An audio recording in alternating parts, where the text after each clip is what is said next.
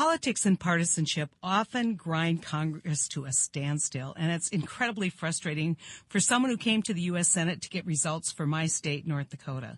But bipartisanship can happen if senators really want to find solutions. Earlier this month, I helped show that it's possible to bring folks together. With unique support from both coal companies and environmental groups, I reintroduced a bipartisan bill with U.S. Senators Sheldon Whitehouse, one of the most vocal advocates on climate change, as well as Senators Shelley Moore Capito and John Barrasso, some of the most vocal advocates for coal. We each may have different motivations for supporting this bill, but we stood together to introduce it because we want real results and we want action.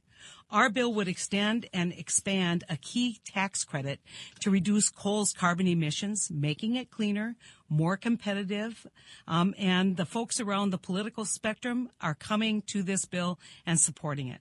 Today on The Hot Dish, we'll be talking about why this bill could get done this year and how it would spur investment in innovative carbon capture technologies.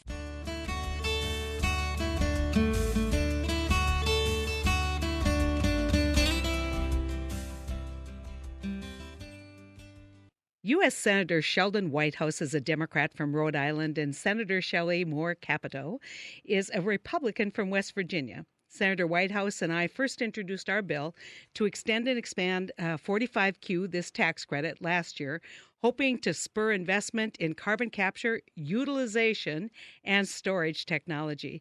Senator Capito, joining the Senate, quickly joined our bipartisan push.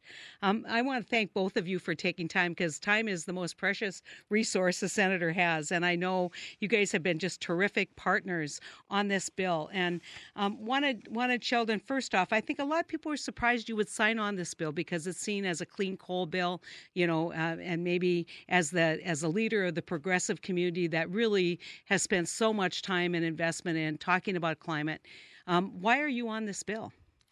The perils of climate change driven by carbon dioxide emissions are looming very ominously along Rhode Island's coasts and shores. We are seeing really dire predictions for what our coastline is going to look like by the end of the century. And so I'm a very strong believer in an all-in strategy.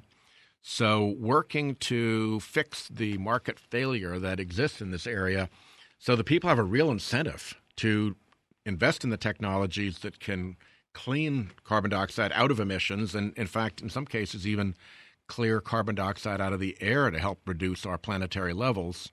That's a place where America should be at the forefront.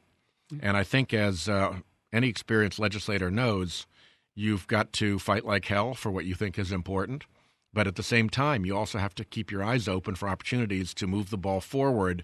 And here was a great opportunity to move the ball forward in a way that helps coal country, because this kind of technology allows plants to continue to operate without their emissions burden, and that helps, Rhode Island, because our shores are really at risk, and we've got to find solutions. So it wasn't that hard of a call. Plus, you and I have known each other for a long time, and it's always fun to work with you, Heidi. Sheldon and I were AGs together back in the day. Back when we were young, Sheldon always had gray hair, though, I must say. I don't think I've ever known you not with gray hair, Sheldon. It came on pretty early. Yeah. Shelley, thank you so much for joining our merry band here. I've been to your technology center. You're doing amazing work. Of course, we like to be a little competitive with our EERC in North Dakota, but I know that West Virginia, a lot of people think that people in coal country are mired in the past. They aren't willing to look at technology. That's not true in West Virginia. I've seen it there, and I've seen it in both of their senators, but I'm really grateful for your participation. So why don't you tell us a little bit about how you see this bill affecting your state? Well, thank you, Heidi, and it's great to be here with you and Sheldon to talk about how we are working to take disparate interests and disparate sort of foundational beliefs, maybe in some ways, and trying to forge a solution to, I think, a problem for us in coal country. Coal is seen as a polluter. But I see it in my state, and I see the benefit of the jobs, I see the benefit of a low-cost energy production, and I want to see the life of coal. We know it's not going to be what it was in the past, and we know that and accept that, but we do see it as a baseload energy provider. But if we don't get it cleaner, we're going to have much rockier roads in front of us. We're doing innovation at the National Energy Technology Lab, as you mentioned, in Morgantown, where we're working on not just capture but also utilization. I think that I always, when I'm asked about how do you do this, I said we've got to weave a balance between the economy and the environment. I think that's what this bill and 45Q is about. We know that the difficulties that carbon capture has had and this kind of technology are some of the cost issues. And so to spur that investment, I think that's why I was really attracted to this bill. Yeah, I think one of the things, because I've actually been on the board of directors of a large carbon sequestration facility. I mean, we take a lot of CO2, compress it, send it north into Canada at Dakota Gas. And so when I say this can work, people say, no, it'll never work. I say, yeah, I know it has. And what drove that investment was not concern for carbon. What drove it was producing a byproduct that you could sell and make and stabilize the economics of the facility. And so it's interesting when people say we can't do it commercially. We did this on purpose commercially in North Dakota. But I think Sheldon, you have been all over the country, to your great credit, looking at carbon sequestration, looking at what does this look like and how can this work. You were up at SaskPower, yep, just across the border in Estevan. I don't know if you've been to Petronova yet, either one of you. It's an amazing facility, brand new, incredible economics, on time, right on the money. And now you hear more and more about new technologies. So what makes you optimistic about this technology, and how do you convince the naysayers that this can't be done? Well, there's so many ways that this can be made to work. There's a facility in Iceland where they're pumping it down into the ground and it reacts with the geology to turn into stone. You can't have it much more fully captured than when it's turned into stone. We have an exciting business in Rhode Island called Bioprocess H2O. I've been out to Shenandoah, Iowa, to where they have a facility at the tail end of an ethanol plant. An ethanol plant makes huge amounts of carbon emissions. It also puts out wastewater and waste heat. They capture the waste heat to warm up the wastewater, and it makes a nice place for algae to grow, and they're designing new ways to have the algae grow more and more efficiently. And algae, like any other plant, eat carbon dioxide. So they're pulling about 15% of the CO2 out of that plant's waste stream and turning it into algae, which in turn they sell as a product into feed, into cosmetics, into a whole variety of different uses. So we're at the very beginning, I think, of an algae agricultural revolution, just with such an efficient plant, but we've never really gotten our arms around that technology before, and this is a way that we can, again, take on some of the CO2 problem. So for everything from rock to algae, it's a pretty broad spectrum of possibility. Yeah, and if I can just add, I think you talked about pulling CO2 out of the air, basically then storing it. I mean, and people think that sounds like, science fiction. It's not science fiction, because we have great institutions that are doing this, born out of a little bit of a necessity, because we know if we're going to continue to produce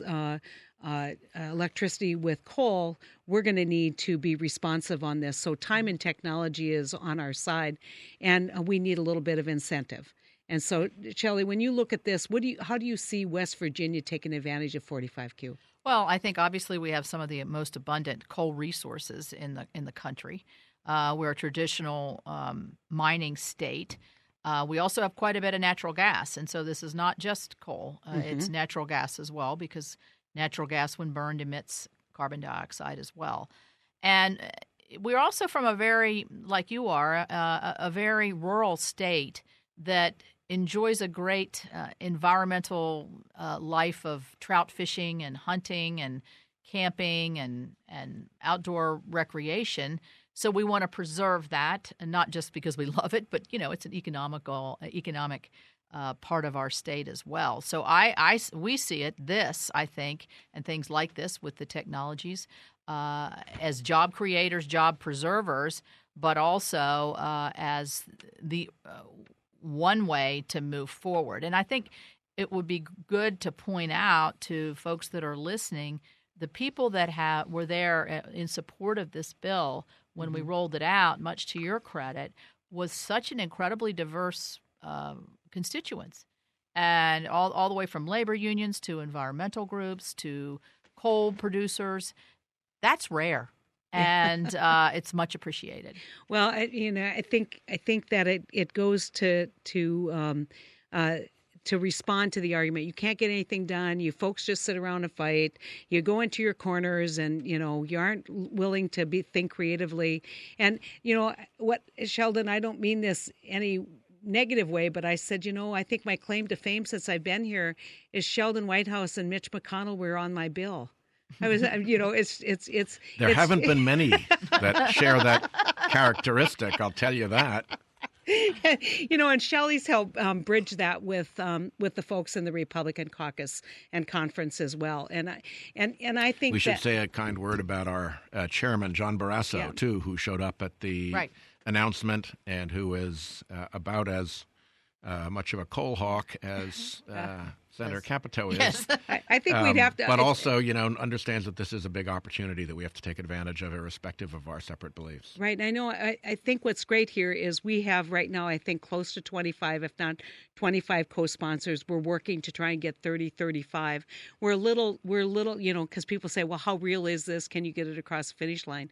We've come close. I mean, Shelley knows this. We've come close about 3 times year end and looking at kind of deals that get pulled together. Given the diversity of the interest of this, it's an easy lift. But we can't quite get it there. Now we're in this, is this going to be part of tax reform, or how will this fit in with tax reform? So that gives us a little bit of headwind. But I don't think enough, if we get enough critical mass, I think we can get this done. And I think what's going to be fascinating is it's an opportunity to talk about the new technologies that are emerging that we see all the time. You see in the lab, but you also see being commercialized. Earlier in this podcast, Julio Friedmann, who I told Sheldon, you have to get to know my friend Julio, who is has forgotten more. I know, and you get that smile when you talk about him too, because it's like drinking from a fire hose. If you want to know anything about carbon capture, sequestration, and utilization, he knows it, and he's in Shanghai right now working on a project, and so what we know is that the technologies are going to be very diverse. But I want to also make this point, and I think Sheldon makes it so well. It's not just about behind a coal-fired plant. It's behind natural gas. It is behind steel plants, ethanol plants. We're going to see that might be the first utilization of this in North Dakota is ethanol plants. I talked to the people down at Petronova. They were telling me about new technologies with filters, so you don't have the chemical reaction. You can just filter out the CO2, saving costs in capture to begin with, and then just the kind of creative. We can do it kind of attitude that we have in this country, that we can be the leaders. And if we're the leaders in technology, we're winning economically. And I just think that this is a way to win economically and be leaders in technology. And we'll power that up even more the more we can make there be a business case for reducing carbon or extracting carbon from emissions. And, obviously I think that putting a price on carbon emissions is the right way to do that, because that moves the whole economy. But we've done here is in this focused area, put a price on it in the form of a tax credit so that people can make that all-important business decision with some certainty about where their revenues might come from. In a market economy, if you can't forecast any revenues coming in for your effort, you're not likely to get very far with your effort. And so I think there are lots of opportunities, even beyond this bill, in terms of trying to generate the market dynamic that supports all of that initiative, supporting safely operated nuclear plants as well, which have no business being closed for the sole reason that they're not compensated for the carbon-free nature of their power. That's not a sensible reason for that. I'm all of the above, and even though we don't do that in North Dakota, I think that it's a critical and important piece of the energy opportunity that we have in this country. And, Shelley, one of the things that we like to brag about and that we've brought in the coal industry is reliable, redundant, affordable electricity. And speaking this morning with Julio, he talked a lot about, guess what? We're going to be the innovators because we're going to be that energy country that does it right, but also does it in a way that makes energy affordable for industry, affordable for our communities. Well, I think that kind of dovetails with what Sheldon was just saying about making the economic case for this. I think another faction of the economic case is the development of the technologies and the innovation, because those will become saleable products for countries around the world. If we are at the cutting edge of figuring out the utilization, sequestration, or the value of reusing carbon dioxide and how the best way to deal with it, that is, whether it's done at the energy labs or at our universities, that is going to be something that's going to be commercialized, that's going to be have tremendous value, and really cuts across all aspects of the world economy, not just energy production, but military, economic development around poorer nations to be able to move forward.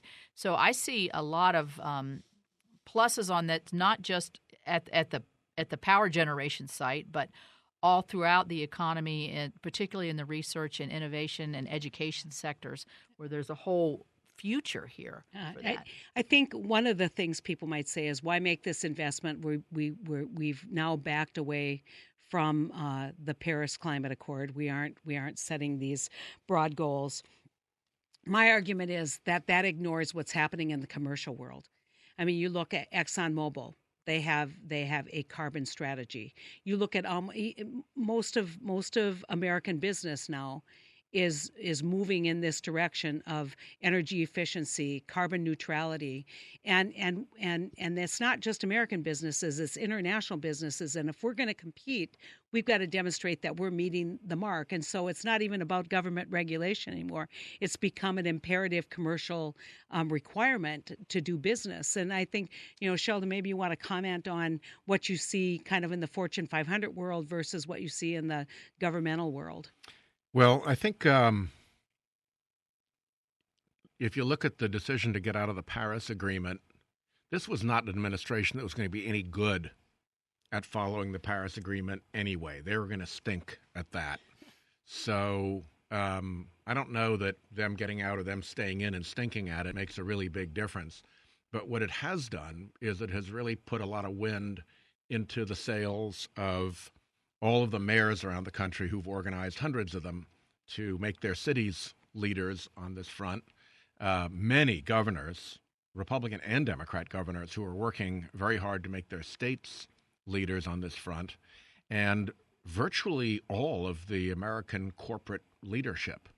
If you look at the companies that signed the advertisement asking the president to stay in Paris, it's a pretty impressive group of American corporations. If you look at the group that signed the original Act on Climate Paris pledge, it's enormous. It's hard to think of a company that's not in it. And these are companies that are not only cleaning up their act within their own corporate precincts, but in many cases they're actually requiring their supply chains to conform in the same way that they don't want child labor in their supply chains. They don't want a lot of dirty energy in their supply chains. So they are starting to make a big difference, and the last step for them would be to come to Washington and help make the difference here. Well, I definitely think that we're ready to produce for the market. And we're proud of what we do. We produce electricity from coal. We think we are and can be. We've done enormous work in cleaning up that energy source, whether it's scrubbers. I mean, I can show you dollar and dollar of investment in environmental controls. Now, we can get there, and we can get there with the right kind of investment, and we can be, that clean energy that's going to respond to marketplace demands, even if there's not a governmental demand. And I think that's the thing I want people to understand is people say, well, why do this if there's no governmental demand? Well, this is the demand for clean energy is being driven by consumers, whether it's in-state consumers, public utility commissions, large population states setting clean energy standards, or whether it is corporate America looking at their supply chain. And one thing we can certainly all be for here is having American products go overseas to Africa, to India, to China, to help clean up emissions wherever they're being emitted. And America needs to compete in that industry. America has the ability to innovate and lead in that industry. And I think that's one of those areas where all senators pull together. Shelley? Well, I mean, I just think that, thank you. I mean, I think I'm learning more every day about the directions that we're going. I need to make some of those visits like you have, Heidi. But for me, it's representing West Virginia. It's a jobs issue. It's not only on the coal side, but on the environmental side, the research side, the technology side. We know, and I said this at the press conference, and it may sound a little, I don't know, pie in the sky, but there are still uses and reuses of carbon dioxide that haven't even been thought of yet. I think that's right. And so I choose to think that the value is still out there, aside from the value of a solid energy source that's secure and tried and true. And in the days like we're having today, when it's 99 degrees, if we didn't have coal pumping some of those air conditioners around the country, it could be life-threatening. Yeah, so, but we want to be smart about it, and trying to figure out a way to pull all of us in the same room together is really a good thing. And you're invited to come up to North Dakota and visit Dakota Gas. And just across the border, up there in Tioga, is Boundary Dam. And that's where SAS Power is doing their amazing work as well. And we could take you over to the oil fields and show you some secondary or tertiary recovery. And it's an amazing industry, and it's innovative, and it's happening. And the point that I want to make is we are not mired in the past. We're ready to pursue an opportunity. This will be a huge jump start for continuing this technology, and we want to get this done. Sounds good. Thanks. Thanks, friends. Sounds good. Thanks, Heidi. Bye-bye.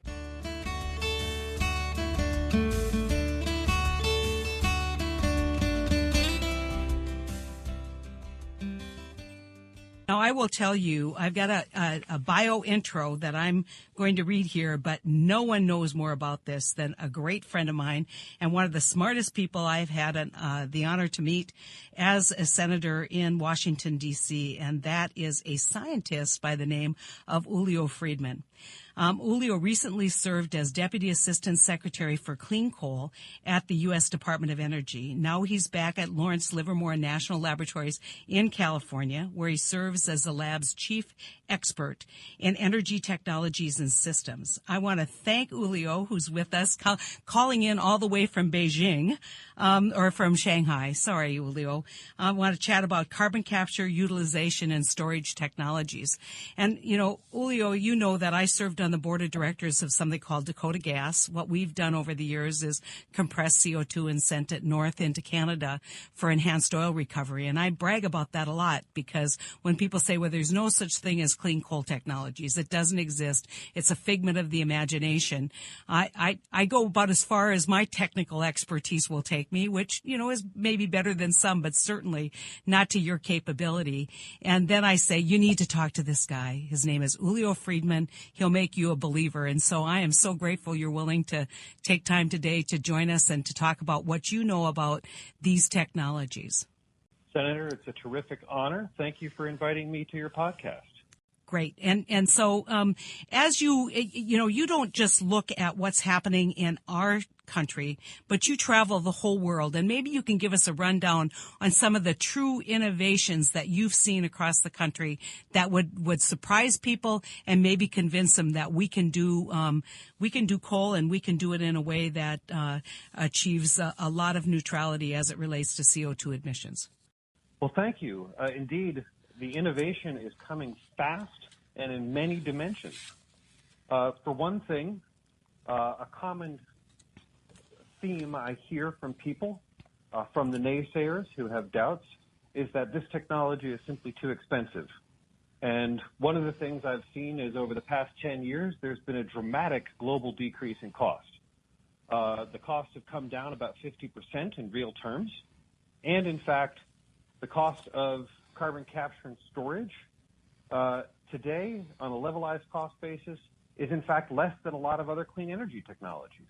Even retrofitting an existing plant, you would have a levelized cost basis at cheaper electricity than, say, most rooftop solar, most offshore wind, a lot of new build nuclear, concentrating solar power, a lot of other technologies that people understand and like, but in fact, fossil power with CCS already is cheaper than that with today's technology.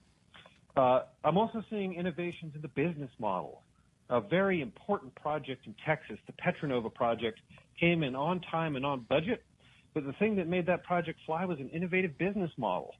They actually integrated the power plant, the capture plant, the CO2 pipeline, and the oil field into one vertically integrated company, and that actually made the revenues work. So it went from being affordable to actually being profitable for that company. We're also seeing innovations in how this technology is applied. It's being applied not just in the power sector, but it's being applied in the industrial sector. Like the Great Plains plant in your state, Senator, we're seeing now 16 plants around the world that are operational. 14 of them are actually not power projects, they're industrial projects. Mm-hmm. So we're seeing innovations like on steel plants in the Middle East, in refineries around the world, and even a coal to chemicals plant here in China, which is going to be their first large project.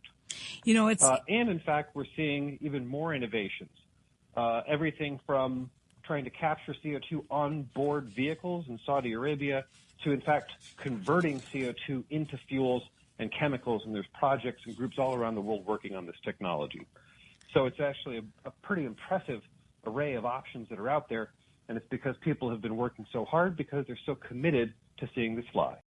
Well, and the one point that I want to make, and we try and make here, is there's a lot of, especially in the environmental community, a lot of concern about meeting the Paris targets for countries all over the world. And, you know, my read of this, and correct me if you think I'm wrong, is that we can't get there without carbon capture, utilization, and storage. We can't get there without these technologies. And so for people on the other side saying you're just throwing good money to bad, that's baked in and built into those numbers. And so you got to be with us on helping develop these technologies that are deployable, in natural gas. They're deployable in cement plants. They're deployable in ethanol plants.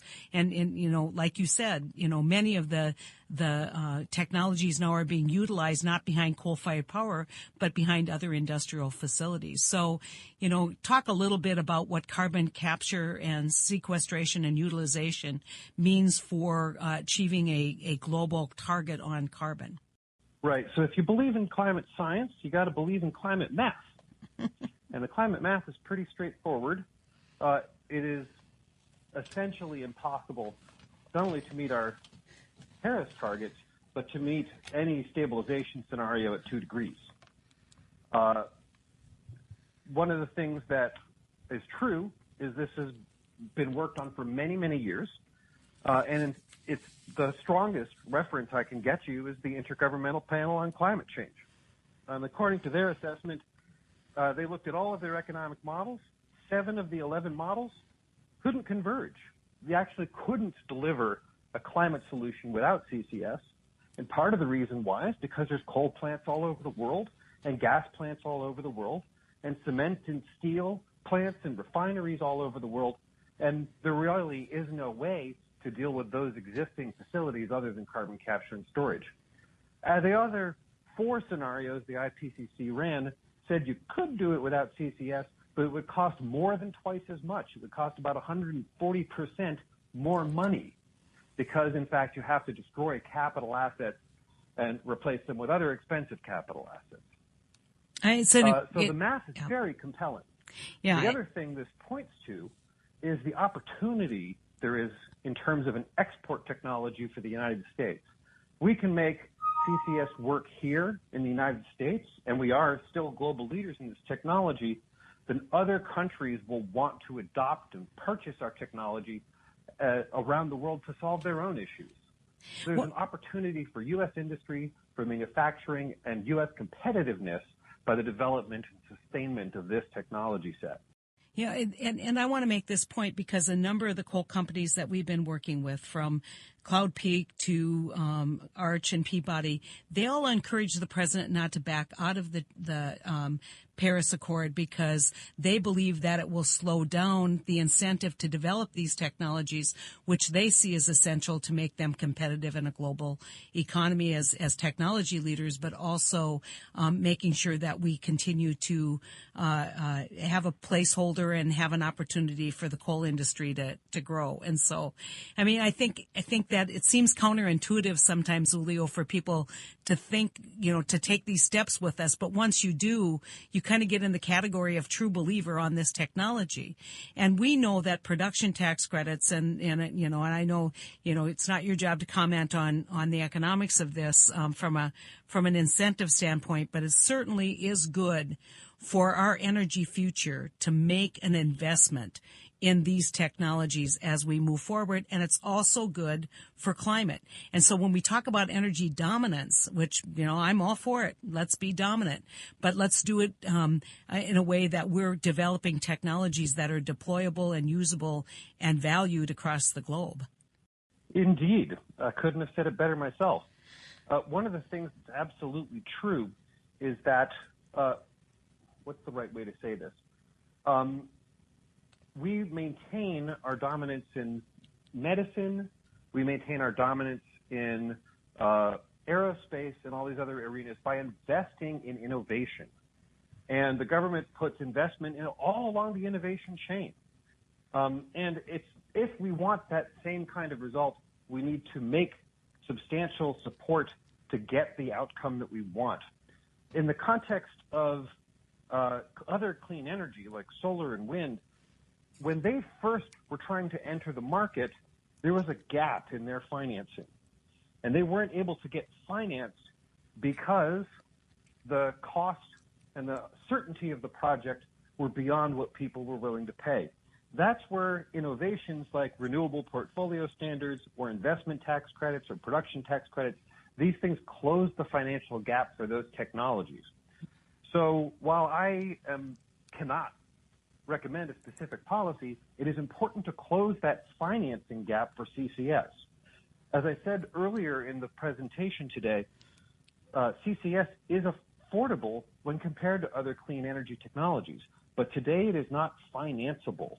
Mm-hmm. And so there needs to be some action that closes that financing gap if we want to deploy these things and get the environmental and economic and commercial benefits that CCS has for clean fossil energy. One of the issues that Senator Whitehouse has raised, because he gets a little, when I just talk about carbon capture and sequestration, he's like, don't forget utilization, because there's some pretty amazing technologies that are going on in utilization. Can you just explain to the folks who are listening what the difference is beyond carbon capture and how that's different than utilization? Right. So it is reasonable for people to think, hey, we've got all this CO2. Is there something we can do with it? And the first answer is not only yes, but we have been doing things with it. For over 40 years, we've been injecting CO2 into dying oil fields in order to keep them running and to get extra oil out.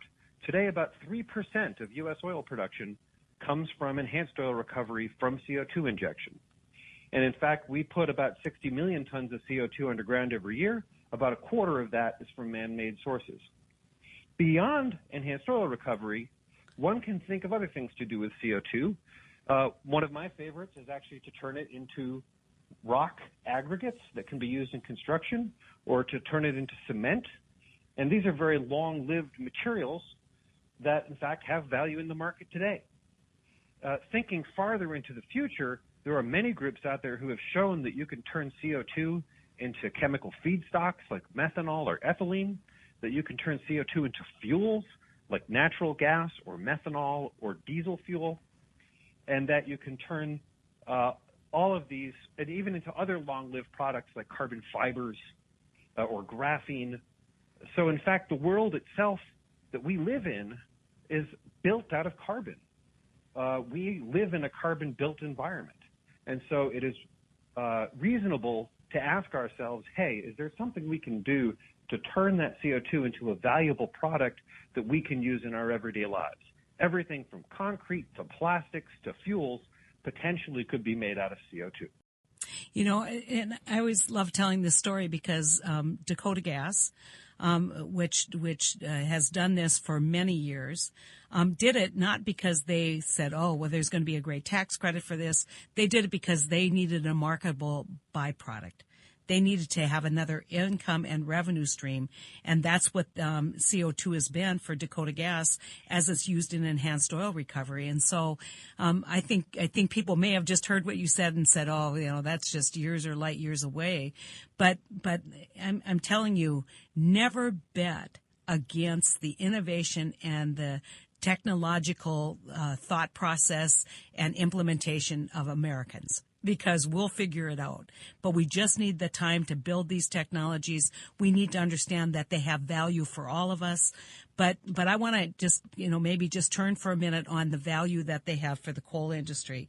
When you were recruited for your role in the previous administration by Secretary Moniz, it was based in part on an MIT study that you worked on together called The Future of Coal. Can you just tell folks a little bit about what you two great scientists came up with and how that document helped inform the work and continues to inform the work that you're doing today? Well, thank you. This study was one of many that was convened by not only Secretary Moniz while he was Professor Moniz at MIT, but also by John Deutsch, another great and accomplished civil servant.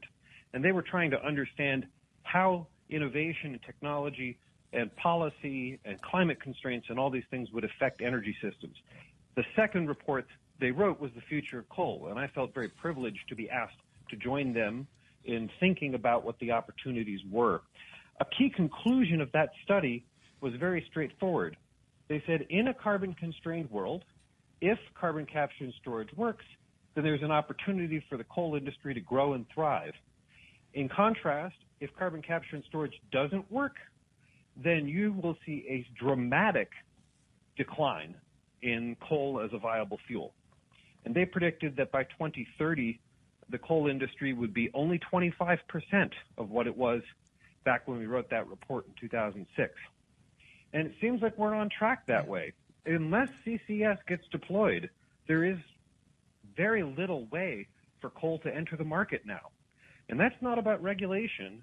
That's about finance. Wall Street's voting with its feet on this one. They see carbon risk associated with new coal plants. They see carbon risk associated with existing coal plants. So if you can manage that carbon dioxide and keep it from the air, then those assets have a future in a carbon-constrained world.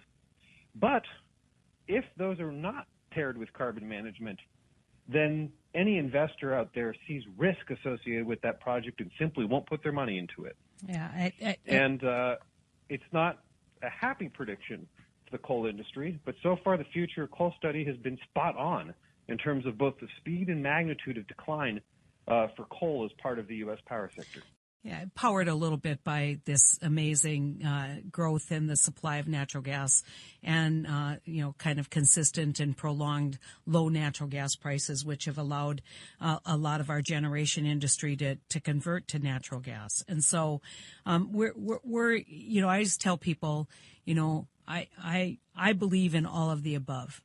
And if we're presented with a challenge, we can meet that challenge given enough time and given enough shared investment. And, to me, one of the great lines, the Julio Friedmann lines that I give is they say, well, why do you talk?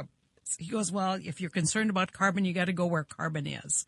And across the globe, we're seeing, as the United States, because we're the benefactor of low natural gas prices, as we see a decline of the utilization of coal for generation of electricity. That's not true in other countries.